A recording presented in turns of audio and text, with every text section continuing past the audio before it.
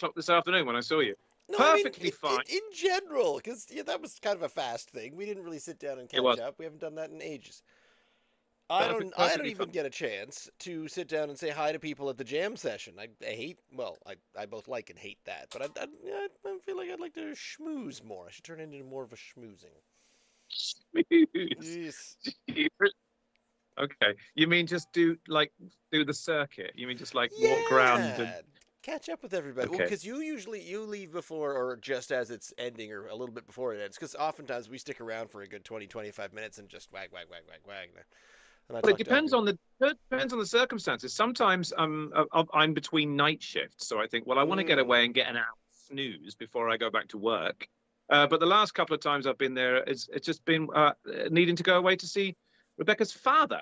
And first time was catching her there, and this time we were going around for supper. So it was just circumstances. But it is, and of course sometimes I can't be there because I'm working, and other times it's just inconvenient. And so when I'm there, it's fun for a couple of hours, and then I Good. leave. Yeah, That because time is in now. when you need to rush out, I get it all up in my head, or all like, oh, I wonder if everyone had a good time there. Oh, I wonder if everyone's okay. And so, yeah, There I were a try to. couple of very loud people, including Timothy. Or Tim. Yeah, I but know. yeah, Tim, loved him. He's got one volume, unfortunately, and it's always up to 11. And the other chap I thought was trying to go to 12, and it was painful at Really? times. I Oh, thought, my God, I enjoy it. I thought it was a good time. I like getting yeah, everybody up and yeah. rowdy. Well, Tim was also celebrating. Because the first song he did before you got there, that was his first attempt at singing. So that was kind of his I know. celebratory, here I Yeah, am yes, kind of yes, adventure. yes. I do hope we're not live yet. Yeah, we are. No, we're not. Yeah, we are. It was Tim. Tim knows we think he's loud. He's loud. You always, you always tell me you're going live. Except this one time because usually because I thought it was like 8 o'clock, so I thought we should go right into it. I didn't think we were gonna sit here and Tim goes volume 10 all the time, and it is what Tim does, and in it's amazing on when he's on stage. in And his when defense. I'm right next to him, I'm like, ow, it's really loud. He doesn't need a microphone. That was fun. Oh, I know, it's always fun. I enjoy these jams. It's great. Okay. Are you tired? Is it going to be a Yes. lot? Ah, I'll struggle through. I'll make it. We'll be okay. okay. Yeah. Now that we've gotten past that, are we all set? Yep. Shall we? Right. It is 8:03. I am Roz. Joining me is my co-host Ian, and together making our decision with a white plume of smoke out the top of the building tonight, we are attempting to drink Nova Scotia Dry. I don't have as much Scottish drapery, paraphernalia, clothing as I feel I probably should slash might, but I don't have a thick Scottish accent. I wasn't raised there. I do have a pretty thick Scottish lineage. But tonight we are drinking Scotch Ales, specifically, and one that does say it's the wee heavy from Sea Level, which I did drink once before on the show, but it was 4 years ago. So I thought, hey, since Oh. I think they've actually re-released it. I saw a post saying just 4 months ago, Sea Level Millstone Harvest Brew House was putting out the Scotch Ale again. I said, yeah, well, we've got to have that one again. Let's just have it again. Mostly because we've got the one from Nine Locks as well. So something to compare to. We've got two Scotch Ales. I have drunk a fair amount of Scotch ale in the past, Okay. but I don't know whether I've drunk any here. Huh. I can't recall. With you? I'm not sure if I have. We've had a couple. Oh, sorry. Oh my Oh my God. goodness This is. Yep. cross. Sorry. Yeah, you've had a long day by the sound of things. No, not really. Smokehouse. Oh, I also had a wee heavy Scotch ale at a smokehouse that I really enjoyed, and you apparently didn't get a judging in on that one, so that was I think that was kind of early as well. All Haven't done right. them in a while because I guess there's just not a lot of these. Mm? Yeah, not lying around. This is Hmm. the This one's elusive Bock sorry, I or don't think- brown ale as well. But I appreciate that they're there. okay. Talking of Tim, I brought him one of these little things back from Edinburgh last year. One of these little things. A sporin? A sporran. Yeah, he wanted a sporran to complete his ensemble Mm. for when he's doing his Scottish evenings, and I found one we found one lovely little back street second-hand antique store in Edinburgh, The and Diagon Alley of Scotland. yeah, it was really cool. And I thought let's get that. I don't know, it was like 30 Selling 30 quid or live something. newt. Yeah, it was very, very cool. And so he's got the entire ensemble. I don't know what I don't know what I don't know what do they call them? Clan the kilt is that he has. I have no idea. But has Tim got any Scottish in him? I don't think Vallely is much of a Scottish name, but you never know. Could have Italian, a isn't bit. I it? mean, Nova Scotians. We've talked about this before. They just, they put on the garb, the robe, and whatever sells your product, do whatever you can. Which is why, and I think that's why. Since I piss and moan about that all the time, that's probably why I don't own any. I can't put on my I Love Scotland shirt, hat, bonnet, whatever. I mean, what is it other than a thick? Honestly, I think somewhere, or I may have gotten rid of it at some point. A friend of mine gave me a red tartan cap with a red fake beard attached to it, so you put that kind of in front of your face. Yes. So I do have The Tam O'Shanter. that. Yeah. But Yeah, the fake beard. Is it a ginger beard? Was it a big red beard in front of it? Because that's what they normally. Yeah. And you get them in those tacky souvenir stores in Edinburgh. They're everywhere. the like Highland stuff. Each person, can go back to Southeast Asia where wearing their Tam O'Shanter and their red ginger beard.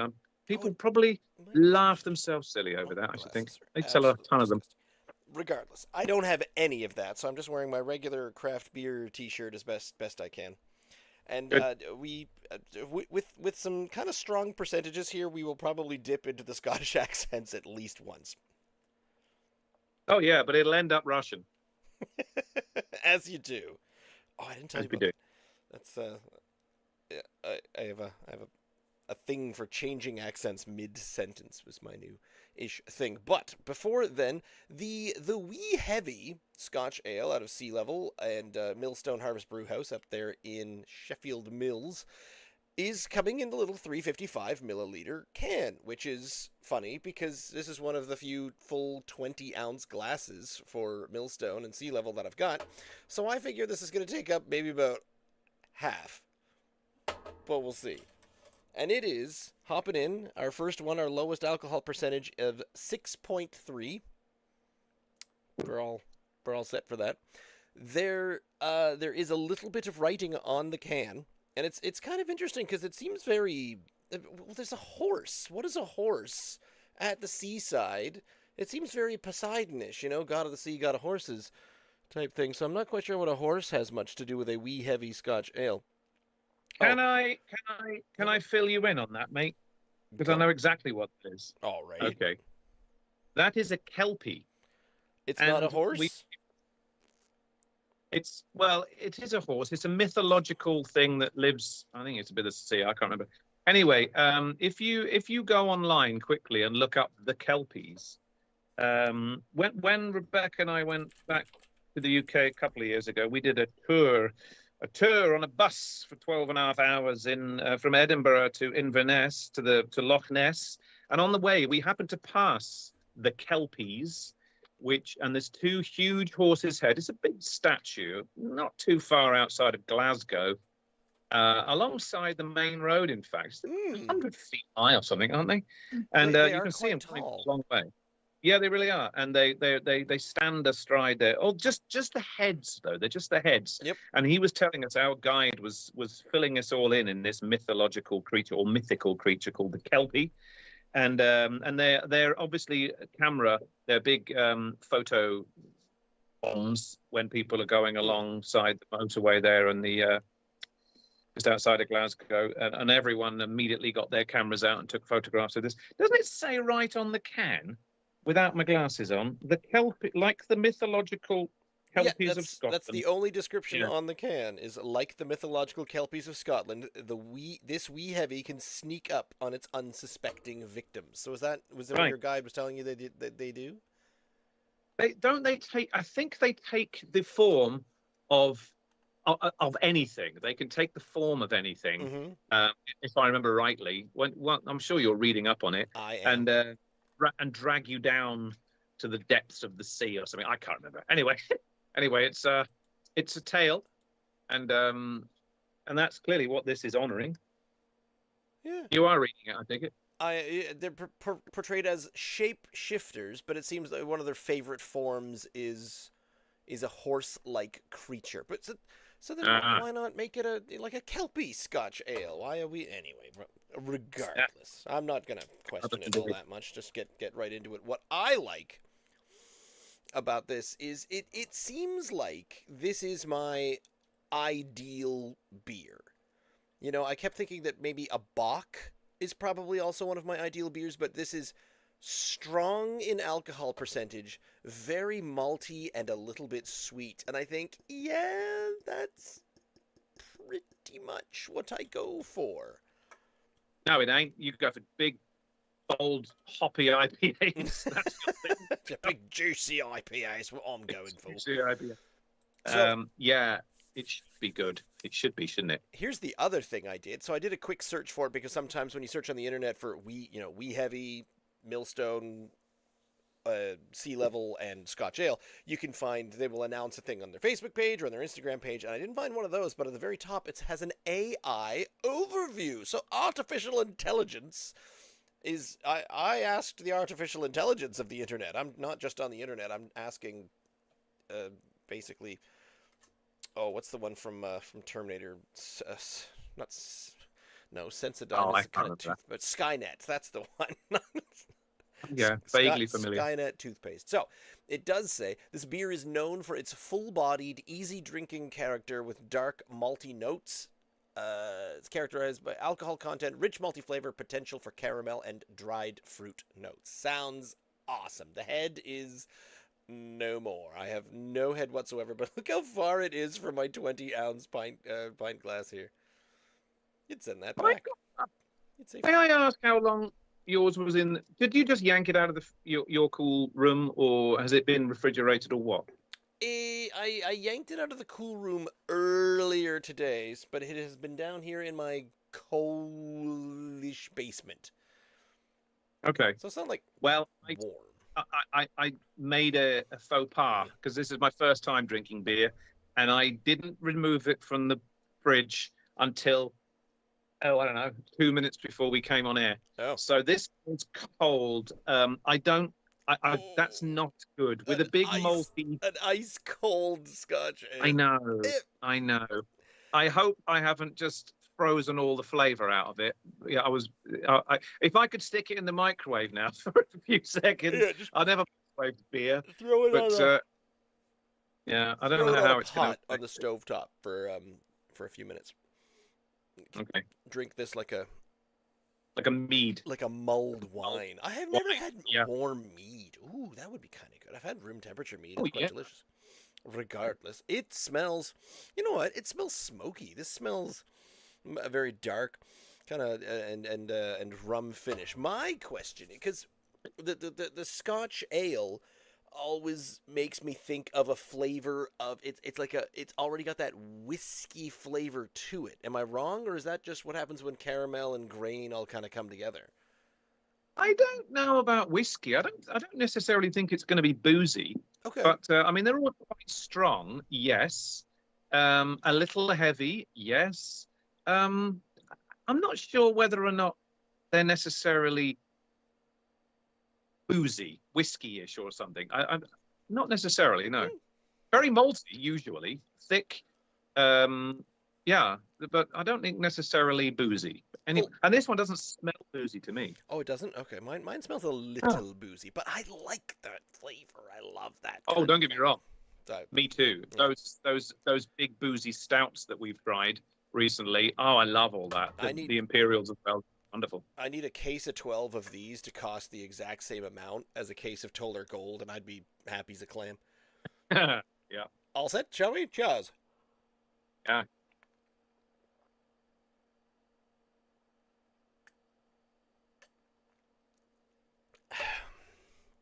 Oh. Mmm. Dark, gosh, Mmm. dark. Did you get dark chocolate immediately? It's slightly dissipated.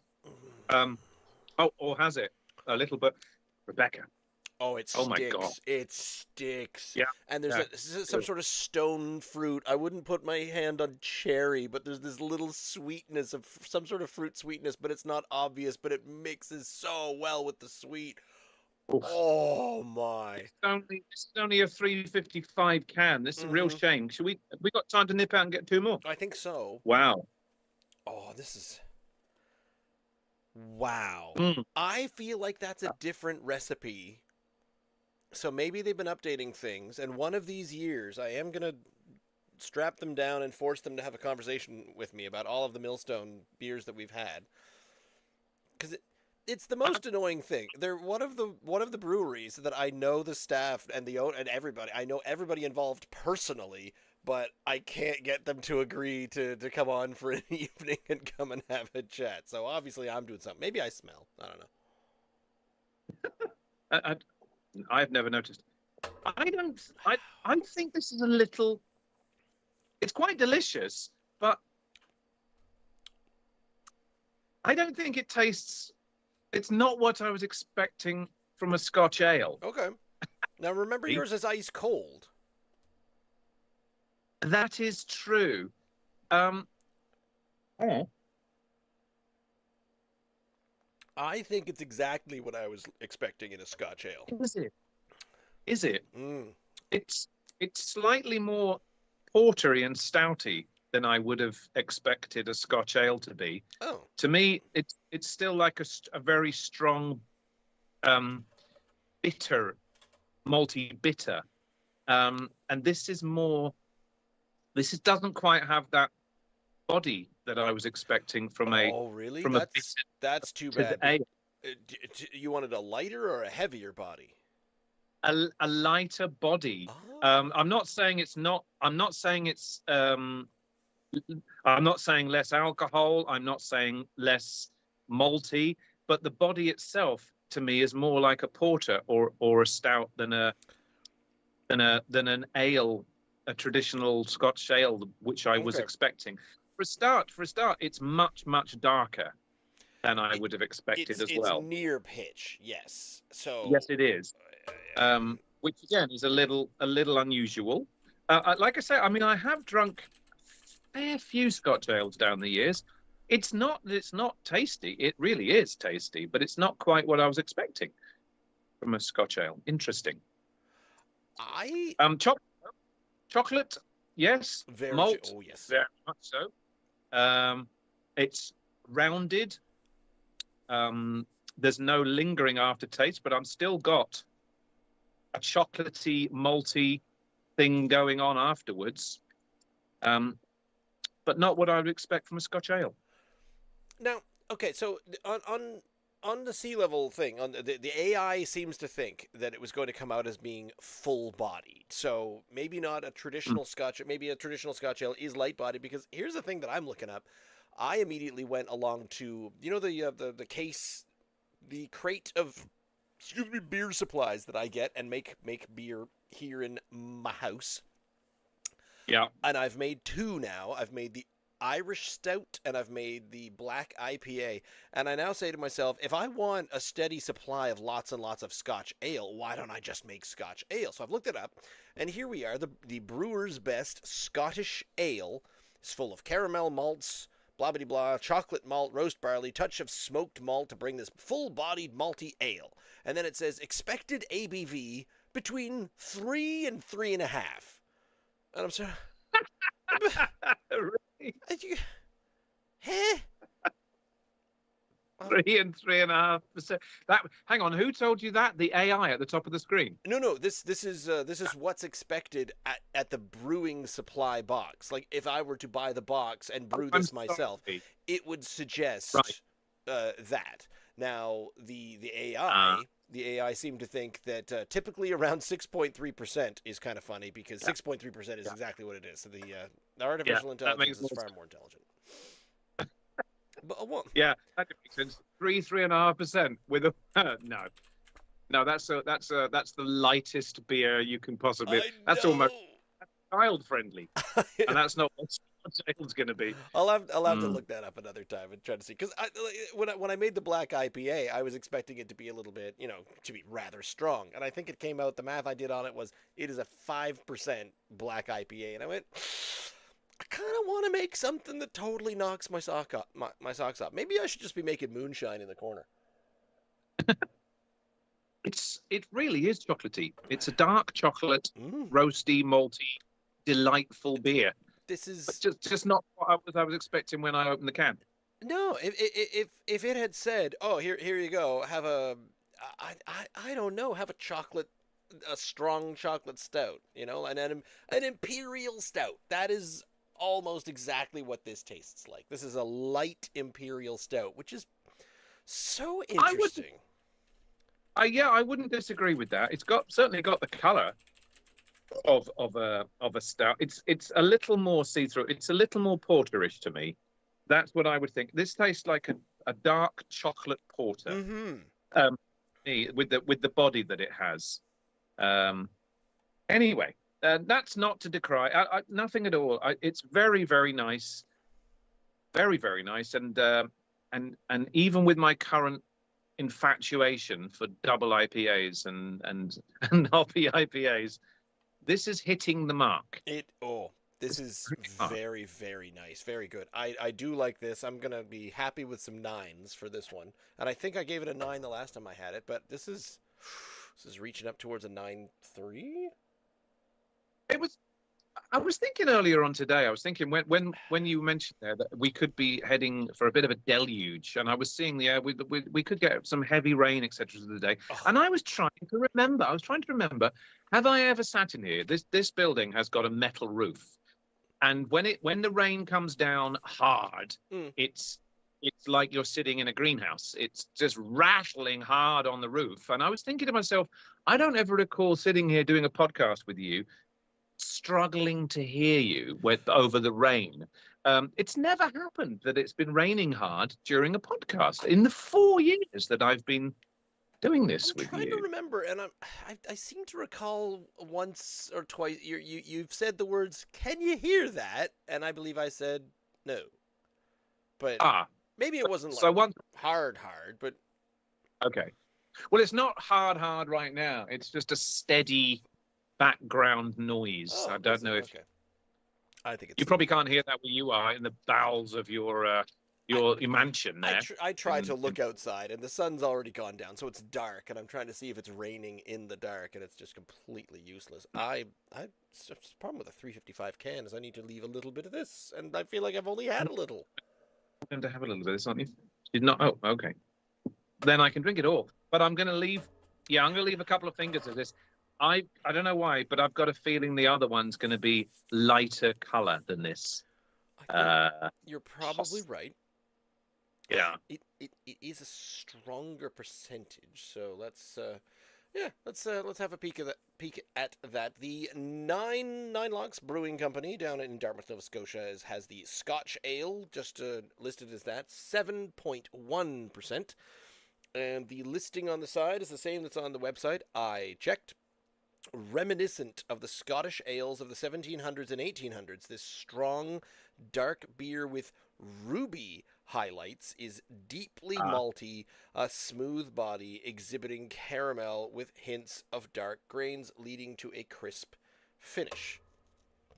So, the more I look up online about Scotch ales, so Scotch ales and Scottish ales seem to blur a line somewhere where a Scottish ale, everyone says, oh, you want that? And they're supposed to be caramelly and malty and sweet and very much like this, but like the box says 3.5% if you're brewing it yourself. And I'm like, what? So where are these ones where we get the wee heavy Scotch ale? So where is the concept of the strong Scotch ale coming from? And I don't know.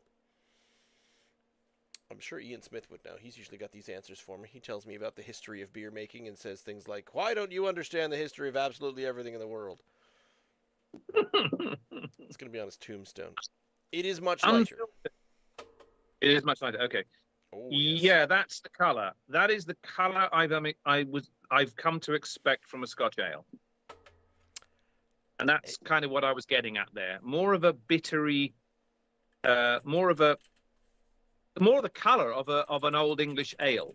And I'm sorry to say English because we're drinking Scotch ale. I get that, but the same kind of color, a dark, rich.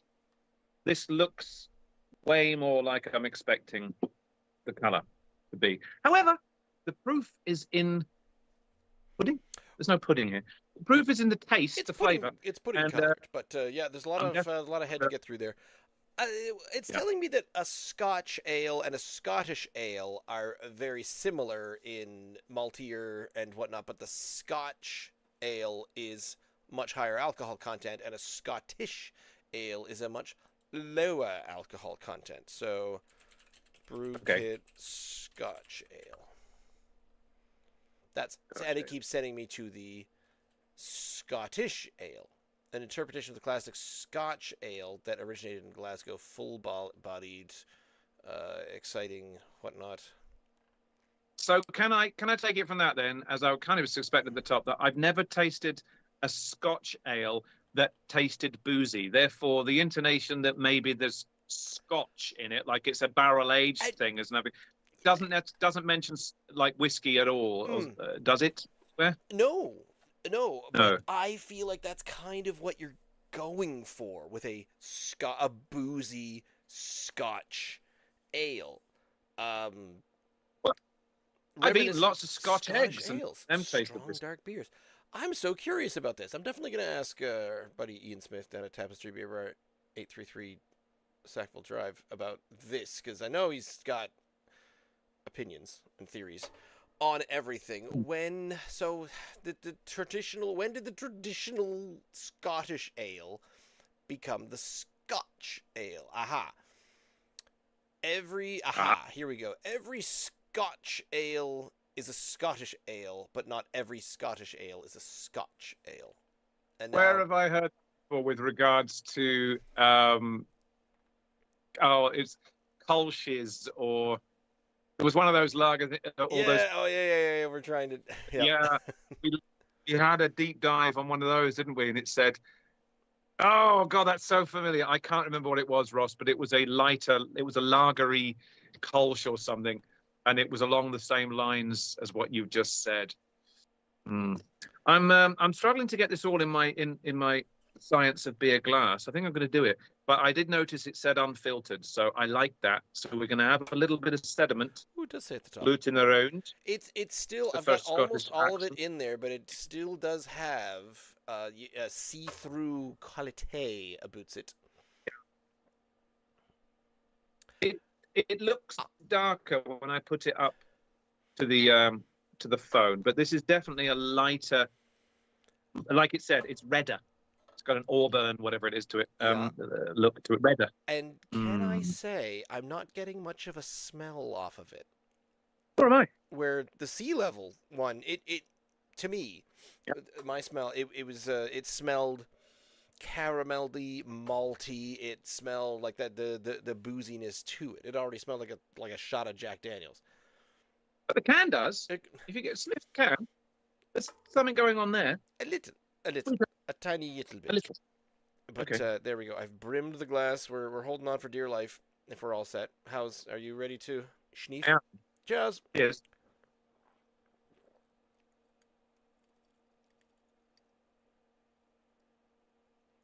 Oh, that is smooth. Okay. Smooth, and that is far more what I was expecting to drink, to taste.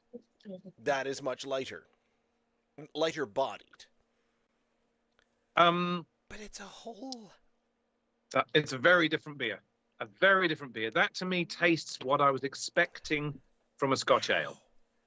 Yes. I'm having a problem because the body of the sea level is still sticking to the inside of my mouth, and I feel like it's affecting my flavor of this. Where you're right, this one just washes right down. It's very, very smooth. Caramel again, not as malty. Not as there's I'm not getting any of the chocolatey tastes than I No. did from the Wee Heavy. This is way more familiar from a Scotch ale, and Okay. it's And really rather it's good. strong. Yeah. Strong. If I got served that in a pub next month in Edinburgh, I'd be perfectly happy with that. And then they'd say it's Perfectly 7.1%. happy. Yeah. And as I understand from my brother, who sent me some beer prices recently, he says, it's going to hurt, mate. He said, I can barely afford to go out for a beer now because he showed me the beer prices at his local. And I thought, oh, yeah. Beer's getting up there as well. It's been scary expensive here, isn't it, for a couple of years, 2 or 3 years now. And I looked at it and I thought, well, that's pretty similar over there now. We're moving into $10 for a pint is about average now. Yeah, like and then of course full you're obligated to tip as well. I mean, you don't have to, but it's a service industry, as I keep getting reminded by various people that work in the service industry. And if you walk out having not left at least something, you feel daggers in the back of your head if you don't leave something for the person that served you. But then if you're doing that, then you're kissing goodbye to $11 or $12 just for a pint. Yep. And it's a bit ouch. You have a couple of pints now, and you've got $25 just gone. I am all the more thankful to you for convincing me that I needed to get into this home brewing, home beering thing, because that way, if I go and I spend, I get that is usually my present, where I get a birthday present, and then we get the whole kit and caboodle, and that's you good for, well, let's see. My last one was 18 liters, and a pint is about a half liter. So what's that? That's roughly 36 pints. Okay. No bad. Just for an afternoon of a little bit of sweating and work and chemistry and here and there. Although, of course, the first one came in at significantly less than your 3% Scotch Ale did, and it was. You were giving it to Wesley in his drinking bottle, a sippy cup. Yep. It was tasty. It was still good. Did I tell you what I've been able to do with it? If I'm sitting down and I'm gonna have my Irish Stout, when I sit down with my Irish Stout, I will pour a small shot of rum into it. What a great idea! And it is fantastic. Tasty. Rebecca just sat down with something quite different. I'll show you. There we go. That's what she sat down with, and that's the Crazy Angus double IPA. So Breton Brewing, I think, does the Crazy Angus, the jet black can. It's right. She's got it right there. Oh, is it North Brewing? Oh, I'm sorry, I lied. It's not the double IPA. She actually poured the Bashoom. The Dishoom, the double Dishoom, yeah. Right, the alternate reality, apparently, maybe replacement. I hate to think that I'm spreading rumors, but in my defense, the server at North Brewing was spreading rumors first. But I'm not trying to say that Dishoom is replacing the alternate reality, nor that it's better, because I disagree with both. Yeah, me too. This is quite lovely. The other one was too, but it wasn't what I was expecting from a Scotch Ale. This is every bit what I was expecting from a Scotch Ale, and it's quite lovely. The sharpness of the alcohol percentage is starting to come through because of the light-bodiedness of the beer, to me. The temperature is probably helping, where yours might be a little cooler, so you're missing out. You're not quite getting... When you allow things to come down a little bit and not be icy cold... The differences, I feel, are more pronounced. And I like being able to not have to go searching for them all. So maybe it's not served in its ideal temperature, but it allows me to sort of say, yes, okay, we're going for that kind of malty caramel up front. There's an interesting little... I was going to say, there are definitely... It's the caramel here is... it was the chocolate that kind of won out with the sea level. Oh, so but much this so, one, this one is definitely. If there are chocolate notes, This one's being not smothered. I hate to use the word smothered because it sounds negative, but the caramel is certainly winning. In fact, did they even mention chocolate notes on this? I doubt they do. I don't Uh, think so. oh, Ruby okay. highlights, whatever that means. Exhibiting I wouldn't caramel, expect. hints of dark grain leading to a sharp, a crisp finish, not a sharp Yep, finish. Whoops. 100%. It does what it says on the tin, in my eyes, and it's really, really good. Nine Locks know a thing or two about brewing beer, don't they? We They're quite haven't good at it. had too many, I don't like that from Nine Locks, but what No. has come up before, especially from the larger producers, is safety. Now, would you say that, I mean, I wouldn't because it's a 7.1%, but would you say that this is a more safe tasting Scottish or Scotch ale than the Sea Level, where, I mean, color, back and forth, choosing between the two, you can't really see it exactly, but the Sea Level, the Millstone comes out like molasses. It is thick, it coats you, and it's got that very strong, there's a few strong flavors coming through there, whereas Nine Locks, maybe it's because in my mind I love a heavier bodied beer, so every time I try a light bodied beer I feel like something is being withheld from me. Yeah. I think it's a When you personal say preference safe, as opposed to, yeah. what do you mean? Can you It, contextualize? I'm not quite not sure what you mean. it, I equate full body with full flavor. Where if I taste a light-bodied beer, I taste like the flavor is a little bit, yeah, I'm kind of there, but I'm a little light on the flavor as well. Right. Okay. I don't know. There you go. That's my answer. Maybe Um, not. Maybe it's just the fact that it's a light-bodied beer. The flavor is there. Oh, I just got a I think really sweet I sip there. I think um the what was it called? Again, I come back to that crazy alcoholic dessert beer we had a couple of years ago at Christmas, and I've forgotten the name of it. It's the Nanaimo, Oh, right. where that was dangerous because it was just, to me, it was just like drinking a dessert, and It was very because smooth and it was kind of light. Yeah. yeah, yeah, and each can was 10%. And so therefore, I think if you drank two of them, thinking this is quite lovely, this um, you that was the safety aspect wasn't there. They ought to A have had different kind of safety. yeah, they ought to have had that thing in a yellow luminous can, like like a safety jacket, Well, just to make you aware that there was something going on.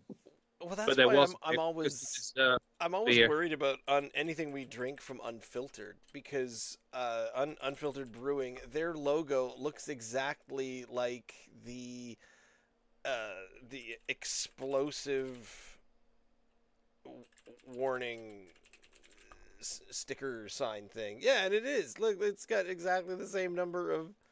Why do they do that? So you're basically saying try our beer. It's explosive.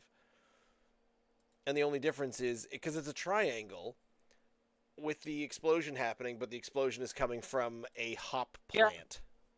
yeah, and it looks like there's. Oh, I tell you what, I've always thought that looked like one of those road signs that looks like loose chippings coming, or that like there's the Oh, road surface is breaking down. yeah, That's what stuff's it gonna looks start like. falling down. That's right. You know, I did I did tell you, didn't I, that I sent you that survey from the university there in it wasn't St. FX, was it? I forget where it was now. It It's was one in of them, but it was yeah. There was that survey on Facebook. You did send me oh, that. that's right. Anyway, I did fill that out and I sent it and I got my $25 for Amazon. By the way, I've already used that $25 gift token from Amazon and it arrived today. So I've got my power pack back from my stereo system. So at least we have some sound now to our TV and our music again. But that wasn't what I was. Wasn't what I was going to say. This. Yeah, where were we going on What that they one? were actually asking. The survey was about putting warning labels onto cans of beer. They were doing it specifically, really, for the craft ale brewing here in Nova Scotia. I thought it was a really interesting idea because, of course, they were saying we do them on known dangerous products such as, obviously, cigarette packets now. And Mm. that only started in the sort of late 80s, 90s, did it not? Where they had to start, where it became a government policy that Yeah. you had to put down the dangers of your habit. Well, now, of course, that they're arguing that the same should be said, should it not, for beer.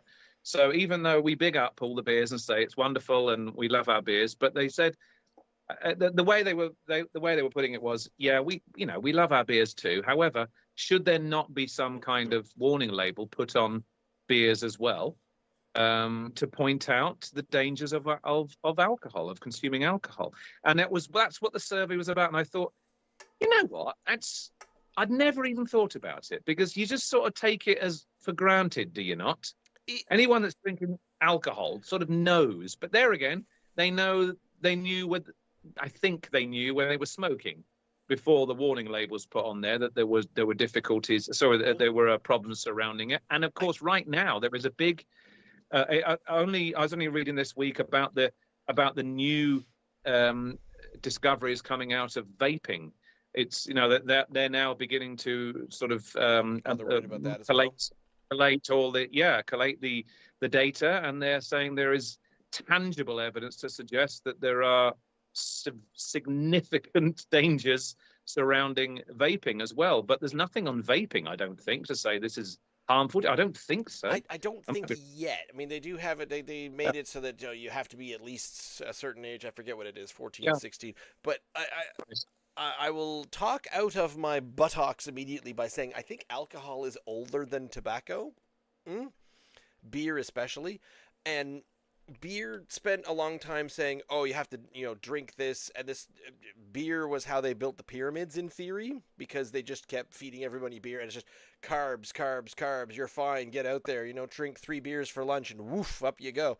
But tobacco went through a period somewhere in the 70s, 80s where, and still, well, I won't say to this day, but definitely 20 years ago, still in the late 90s, it was being advertised as healthy. Like, oh, you got to have a cigarette. It'll make you better. And in China, it was still being advertised as healthy long after lung cancer scares and awful pictures of organs and stuff on the carton and things like that. Now, I did the survey same as you, and it said, do you think that this should be mentioned as dangerous? And I sort of thought, well,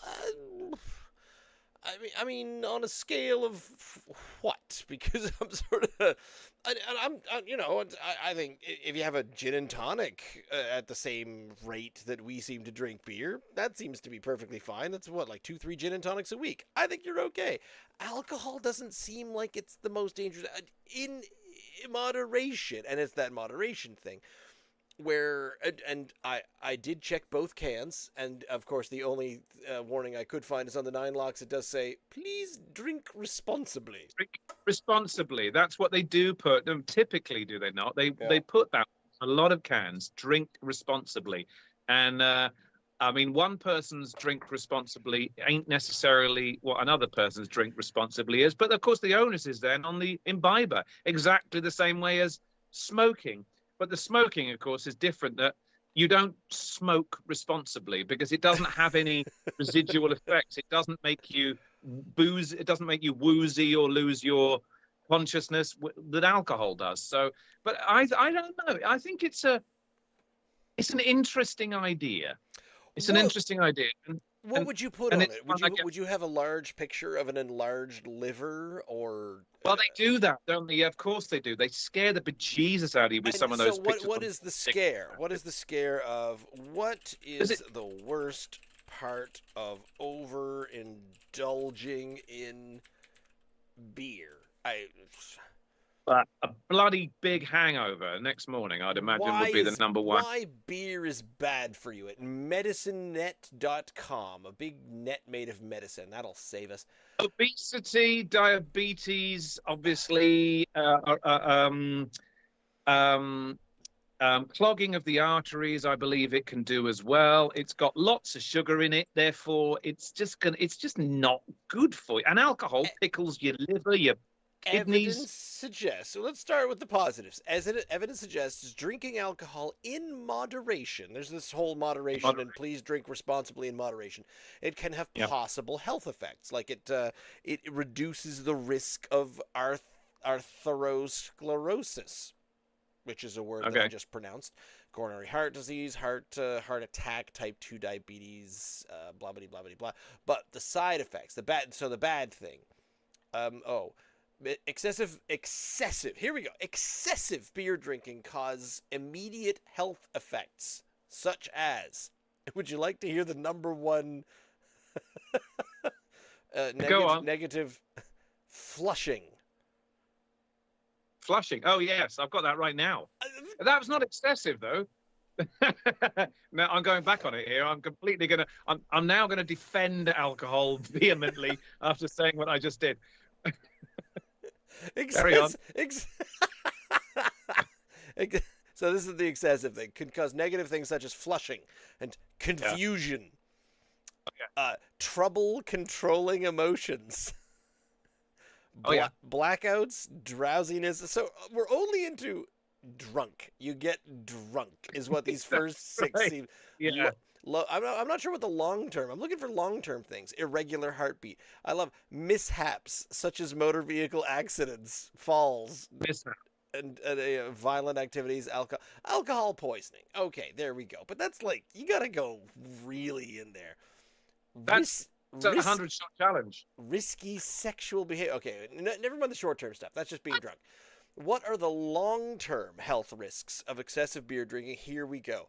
Hypertension, high blood pressure, heart disease, hemorrhagic stroke, liver disease, digestive problems, malnutrition, cancer of the everything. Wow. Yeah. Mouth, throat, esophagus, larynx, liver, colon, rectum. So, whew, boy, is this just cancer in a cup here? Weakening immune system, depression, anxiety, memory loss, family problems, job problems, and alcohol use disorders. And death, eventual death. Wow. They always say everything event. Yeah. None of that sounded particularly positive. I mean, the last sort of 10 or so things you said there. But of course, drink responsibly. That's what the can says. So, and I've been drinking since I was sort of, knee high to a grasshopper, and I'm still here. Have you? Would you ever consider that you had drank excessively in all that time? Well, oh, you mean yes, I've binge drunk on so many occasions. Of course I have. Okay. Of course I have. You might have breast cancer, according to this. I might have breast cancer. If that's the worst of my problems, that does sound still pretty bad, to be honest. Yeah. So, you haven't died of a stroke. You don't have heart disease, anything like that. But that's I think, long-term health risks of excessive beer drinking. I've always thought, Ross, this is something that it might be a silly defense mechanism, or it might have some basis in truth. But I've always thought that because I wasn't a spirit drinker, a liquor drinker, okay, there are people that drink a bottle of whiskey, like every 3 or 4 nights. To me, it's probably ridiculous of me to say this, but this is the way I've always felt. I've always felt that they had a problem with alcohol, whereas if I just have a couple of beers in the evening, even 4 or 5 nights in a row, if I have a couple of beers in the evening, I never see that as a problem, because it's something I do as a social, because I like the taste of beer. Sometimes, of course, I like to have a little more than a couple of beers, but just to relax and get a little bit beyond sober. But to me, someone that drinks a bottle of liquor every 2 or 3 nights, sloshiness. That's a sloshiness kind of addiction, I feel. I think they're pickling their liver and a lot quicker than someone who maybe drink 14 pints in a week. Even though the guy drinking 14 pints in a week over a protracted period is probably going to have a rather significant problem with weight and all the associated risks that his heart has to deal with having a huge, big beer belly, which ain't good for nobody. I always thought that was slightly, even though it's ugly and it's not particularly healthy either. I always kind of placated myself with that. That's my drug of choice, a nice social beer, rather than someone who sits and drinks half a bottle of vodka in the evening. You know what I mean? Yeah. And Yes. that's maybe wrong. It may be it may be wrong of me to say that, and almost justifying what my habit, if you will. And I think that's what we're But coming down to. We are justifying, but also at the same time, I think you can drink responsibly. I think we're making a case for alcohol in general. If you want to have, if you are of, let's say, Ukrainian descendancy, and you like to have a nice, yep, just a little sip, a tiny glass of vodka every night, power to you. yep, That's probably the same, and it would be about the same as having a beer or two, and not everyone needs to have that a night. Or if you have, it's a Saturday night, I'm going to have a little sip of my vodka, my straight alcohol with my friends. I'm going to sit down and have some moonshine with my thing. But if you're not sloshingly fall about the place drunk on a regular basis, I would say that's probably the best form of. Well, now we need to define drinking responsibility yeah. drinking responsibly and what is excessive. What they're talking about, excessive beer drinking, and I think speech. And I'm not just saying that because I have always had the ability to enunciate myself well enough once I've imbibed a few beverages, but there's a fog that takes over, and Yeah. I've never got to the blackout drunk thing. Like they talk about this, and someone, other people that I've met, they all say, "Oh, we had a really great night. Oh, I completely passed out. I don't know what we did. We raced around. I apparently played 2 rounds of golf." And I'm like, "How do you? What? You have that missing from your memory? That's a Yeah. thing. If you're missing large I've been chunks." I have been there when in my 20s. As you know, I was in the Air Force, and we had some terrible sessions when I was in the squadron when I was younger. And it was I'm not proud of it. I'm not going to say yay, great, but of course I did wake up the next morning and think I don't quite remember getting into bed last night. So clearly I had way too many.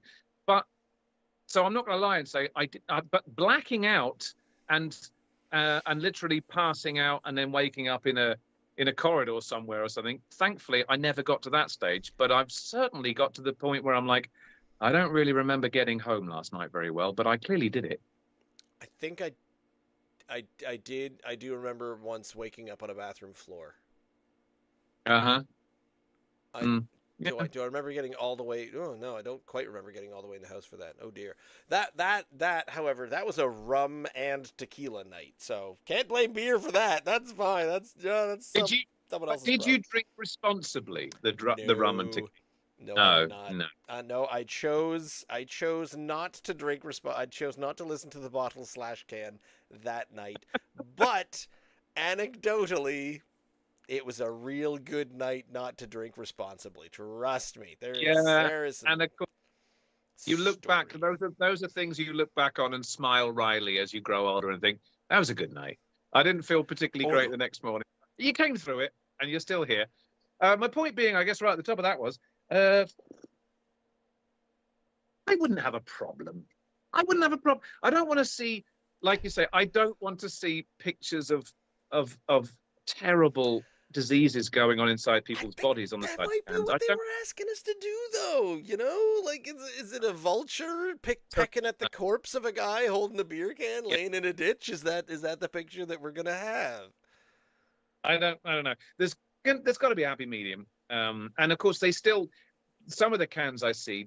I don't not these two, but I know I have in the past. Maybe it's not here. Maybe it's even the UK. I forget. They have like that the recommended um, maximum alcohol units per week. I've seen in the past 21 for men and 14 for women is the not recommended that you do that. Just say that it is At that least you must do this. this. I recommend that you drink 21 years. Just saying that. I mean, and I know these things change every fortnight. They'll come out with new data suggesting that that's actually wrong. There's too many, and then a week later they'll come out and say, well, doctors actually say that 2 glasses of red wine a night is not actually. Blah, blah, blah, blah. But it was always 21, as I remember, for men and 14 units for women, which is what seven drinks really for women. Yeah. Because a unit, And it's always slightly less for women, and I always felt a little bad about that. Like, oh man, go ahead and have another one after the ladies are done. I was like, oh, that sounds like a very 1950s "your wife will drive home" kind of vibe. Yeah, you're out with your wife or something, and I think you've had enough done. No, I haven't. I can have half as many as you can again. So I'm going to have another half a pint. I know. I wouldn't have a problem with them having on the can, but I don't like literally. It's got drink responsibly here, and I wouldn't mind. I wouldn't feel that it was patronising at all if the can said the recommended that don't go above this, and that alcohol in excess can lead to these things because we kind of know without you reading that horrendous list that you just did. I think we all know what alcohol can do in excess. What about gout? Oh, gout. Rebecca just said, did it mention gout? Oh, there's one more thing we got to work. Did not come up. No, that was not listed anywhere on medicinenet.com. No, well then, if that is the case, also, I understand that really too many heavy cheeses might precipitate the oncoming of gout as well. So if we start getting, I might have made that up. If we start getting warning labels on cheeses, I'm in real trouble. Yeah, beer, cheese, what else? Yeah, red meat. Shall we have another rare steak, please? Shellfish, she says. Everything's dangerous. It's all awful. So, okay. I have asked the artificial intelligence. Oh yeah. To make a beer warning label. But I was very vague. I said, knowing about the dangers of alcohol consumption and the scare tactics of warnings on cigarette packages, could you just generate a warning label for beer cans or bottles? And I was thinking it's definitely not like shock value of medical organs and whatnot. It's very stick figure. I will send it to you post haste.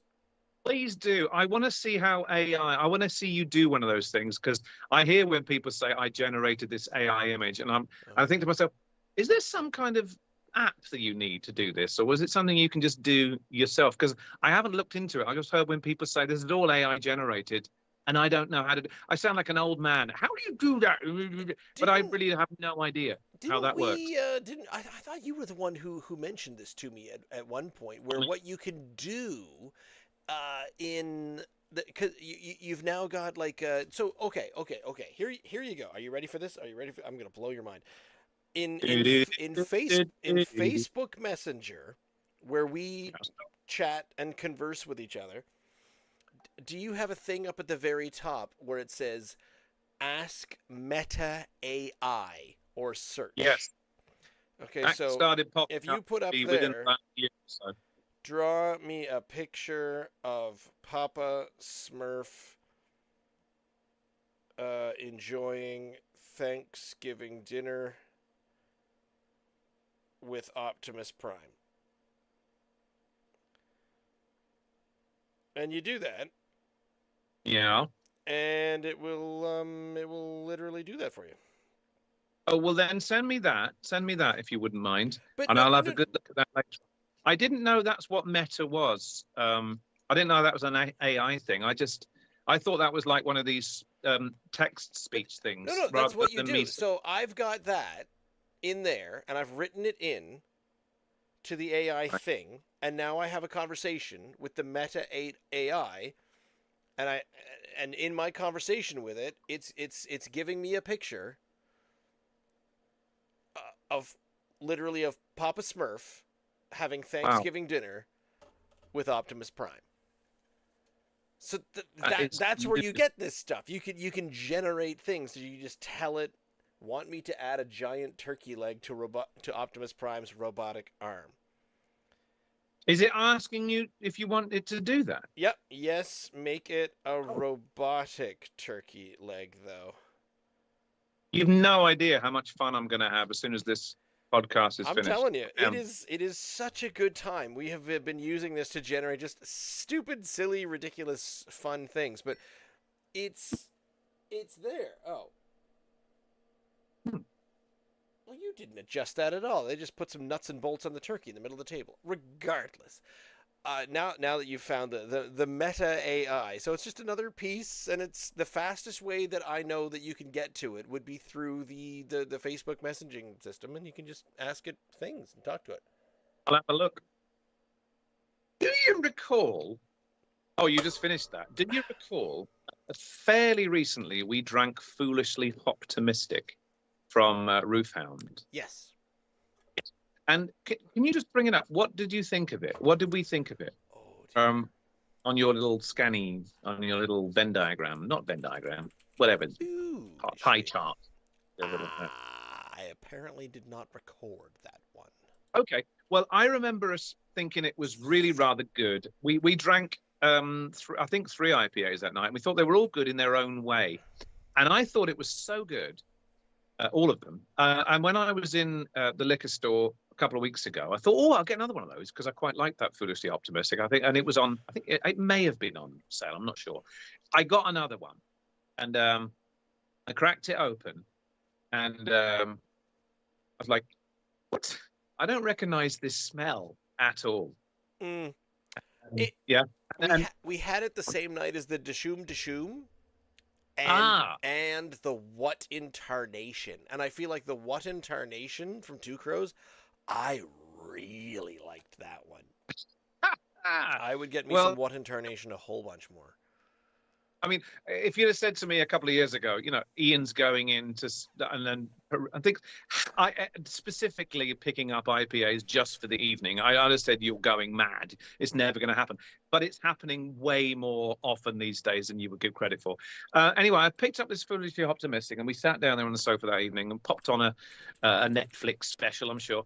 And I cracked this thing open and poured it. I thought, that smells a bit funny. It's not quite what I remember. And then I tasted it and I thought, I don't remember this thing tasting like cheese when we drank it a couple of weeks before. No. And I literally thought there are pangs of blue cheese in it, and it didn't smell good.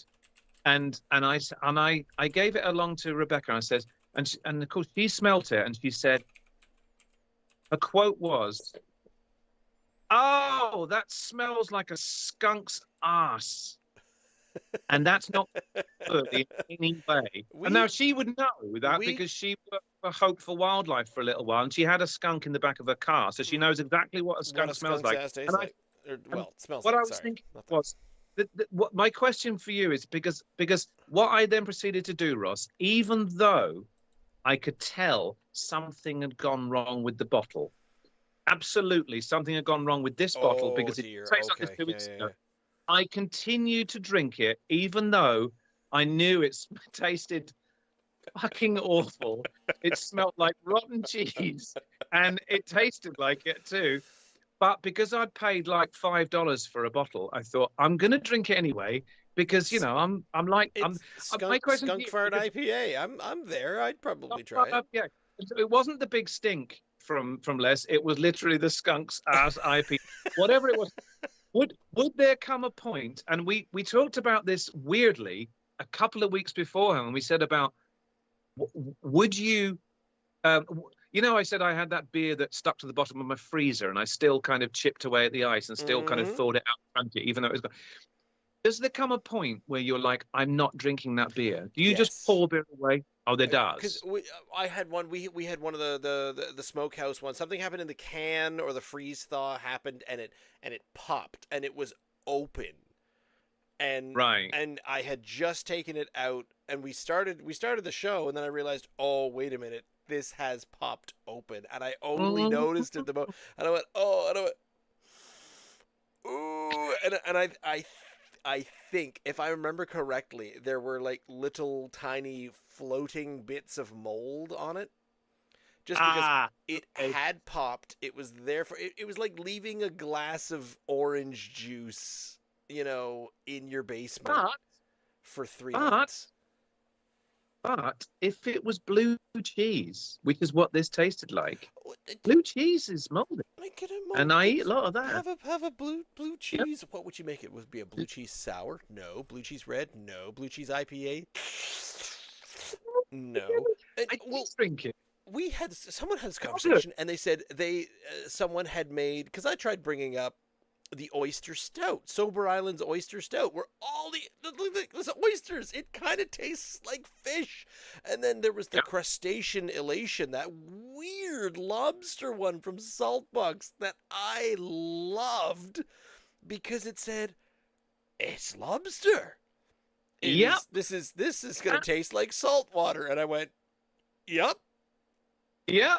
I know the pine tree. Even the first time we tried it 3 years ago, the pine tree one, we thought this is awful, but I'm still going to drink it because now, of course, the possibility existed that when I was drinking that beer that had clearly gone off. I mean, I was just unlucky. I just happened to pick up the can or the bottle that had gone off, and that's going to happen in every walk of life. You're going to get something that for somehow the packaging hasn't quite sealed or whatever, right? So I had no problem with that whatsoever because I tried the Foolishly Optimistic a couple of weeks beforehand and really enjoyed it. Therefore, I knew there was something wrong with this bottle.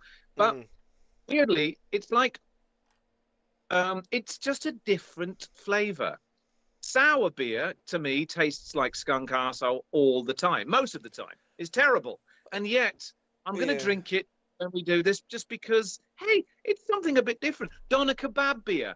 You can't say that you enjoyed that beer, No, but it didn't you got taste off. But it did taste off. Okay. the biggest problem I find is that sour beers taste off. Off. And you're Yes, sort of they do. saying, has something gone wrong with it? And then someone says, no, Yeah. no, that's the flavor. That's what it's supposed to taste like. And you think, Yep. but it smells like my compost bin. So you need to explain to me why moldy fruit is an acceptable flavor for a purchasable thing. Yeah. Well, I didn't draw. That's not where I drew the line. Then I didn't draw the line at beer that smelt and tasted to me like blue cheese.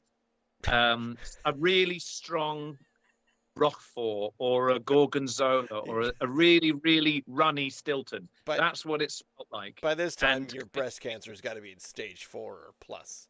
no, I was literally drinking it thinking, I'm never going to taste a beer that tastes like this again. So I might as well just go with it because I should be okay. If I wake up in the morning, if I'm a bit rubbish in the morning, then there's all the the hospital's only a few miles down the road. I'll make it. I'm okay. Do you suffer from the same thing I do, where you have the luckiest immune system, where even if you're sick, you're not really that sick, and just no matter what you do to yourself, you don't seem to see any effect? Yeah. Okay. Yeah, maybe we're the wrong people to be hosting this show. I don't know. This wee heavy, sorry, I beg your pardon. This Scotch Ale from Nine Locks is a certifiable 9 out of 10. It's ticking every box for a Scotch Ale, mate. It's got the caramelly, malty backbone and profile that I want from a Scotch Ale. It looks the right colour too. It's got the right body, and it's a knockout. Thank you very much. I am very similar, and I feel like your wee heavy score will go down from there. Yeah, it will inevitably because to me it's not what I've come to expect from a Scotch Ale, and that might be unfair because maybe it's just that all the ones I've drunk look like this and taste like this, whereas the other one to me tastes like a chocolate porter, and a really good one. Don't get me wrong, but it's not what I'm expecting when I open the can. And it is what I am. So maybe there's a maritime thing. Maybe there's a Nova Scotian thing where we've taken Scotch ale, Scotch, not Scottish, to another level. If you're just expecting this thick nectar of amazingness. Yeah, I went up from my 9 logs score. You're going. You went up Yeah, on it. I went up. Yeah. Well, I'm giving the Scotch Ale from 9 locks a 9, and the wee heavy, for a Scotch Ale, like sort of 6.5, but for a dark chocolatey caramelly porter, if that's what it was, I'd probably give it an 8.5 because it's really rather bloody tasty. That's the problem I'm having with it. Can't tell what But I it's a should wee put in heavy. for that.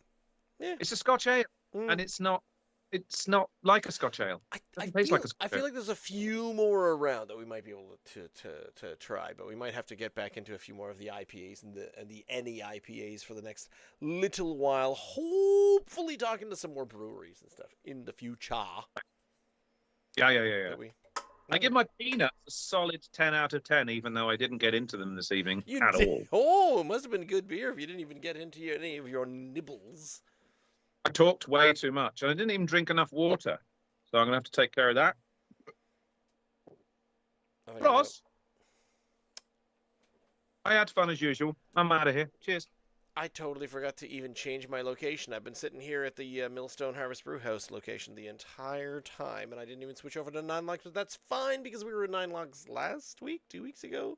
We've done a bit of 9 logs. I'm trying to avoid all the delicious North Brewing ones we've got in there. Holy cow, we get onto a thing. But thank you, Ian, for joining me tonight. Thank you to Millstone Harvest Brew House for making your Wee Heavy, re-releasing it. I feel like it's a thing now. I'm going to talk to Joe and Nicole about that. And then thank you to 9 Locks for the Scotch Ale. Also, we are here every Wednesday night, usually Wednesday from 8 p.m. to 9 p.m. You can find our podcast in all the podcasty places. You can check out our YouTube page, youtube.com/@drinknsdry. We're Drink NS Dry on all of the other things, the Instagram, the TikTok, the YouTube, and the everything. But if you want to go straight to the source, you can go to drinkns.unsupervised.beer. I always get something wrong. And since we're here every week, we'll see you next week. Have a good night, everyone. And byes for now.